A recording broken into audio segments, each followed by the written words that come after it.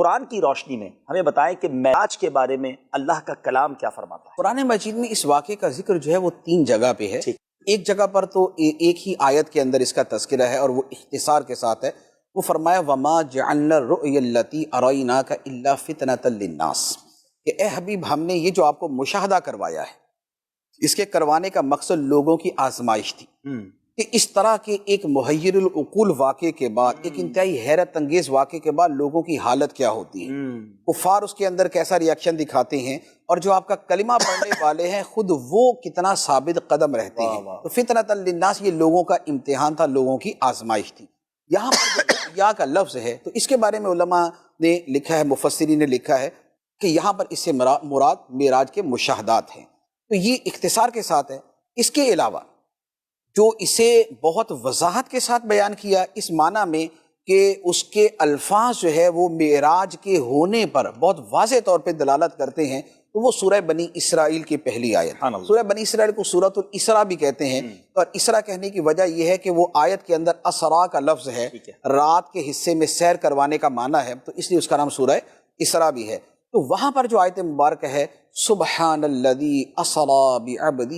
لیلا من المسجد الحرام الی المسجد الاقصی الذی بارکنا حولہ لنریہ من آیاتنا، تو یہ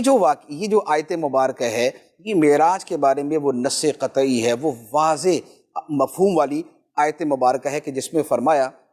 کہ پاک ہے وہ خدا ہر عیب سے، ہر نقص سے، ہر کمی سے، ہر عجز سے، ہر کوتاہی سے، ہر قسم کی عدم قدرت سے، عدم استطاعت سے، وہ ہر قسم کے عیب سے پاک ہے، جس نے اپنے خاص بندے کو رات کے تھوڑے سے حصے میں سیر کرائی مسجد حرام سے لے کر مسجد اقصیٰ تک، تاکہ ہم اپنے اس بندے کو اپنی کچھ خاص نشانیاں دکھائیں۔ مسجد اقصیٰ تک سیر کرائی، وہ مسجد اقصیٰ کے جس کے ارد گرد ہم نے برکتیں رکھی ہیں۔ تو یہ وہ آیت مبارکہ ہے کہ جو مسجد حرام سے مسجد اقصیٰ تک کو بیان کرتی ہے، اور مسجد اقصیٰ سے جو آگے کی بات ہے اسے اشارتاً بیان کرتی ہے لنریہ من آیاتنا، کیونکہ سیر کا یہ جو حصہ ہے یہ تو ایک نارمل ہے کہ یہاں سے وہاں گئے اور درمیان میں چند ایک چیزیں ہوئیں، لیکن وہ جو لفظ لنریہ من آیاتنا ہے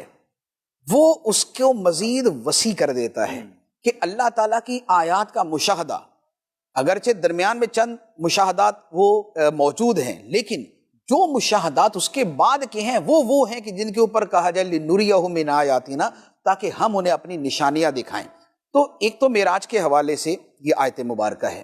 دوسرا سورہ نجم کے اندر اس کے بارے میں تواتر اور تسلسل کے ساتھ آیات مبارکہ ہیں، اور وہ کثیر آیات ہیں۔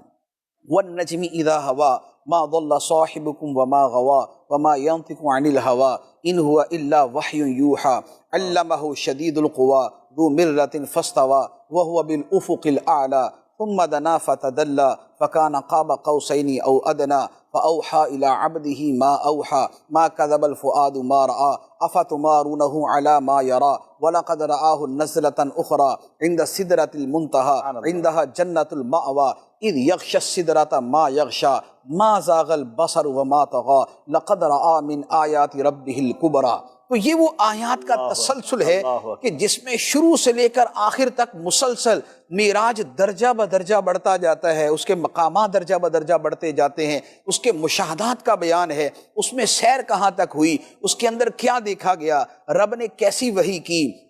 اس وحی کے وقت کا منظر کیا تھا، تو یہ سارے کا سارا جو ہے یہ یہاں پر بیان کیا گیا۔ تو یہ سورہ نجم کی آیات ہیں کہ جن کے اندر معراج کے واقعے کو پھر مزید تفصیل کے ساتھ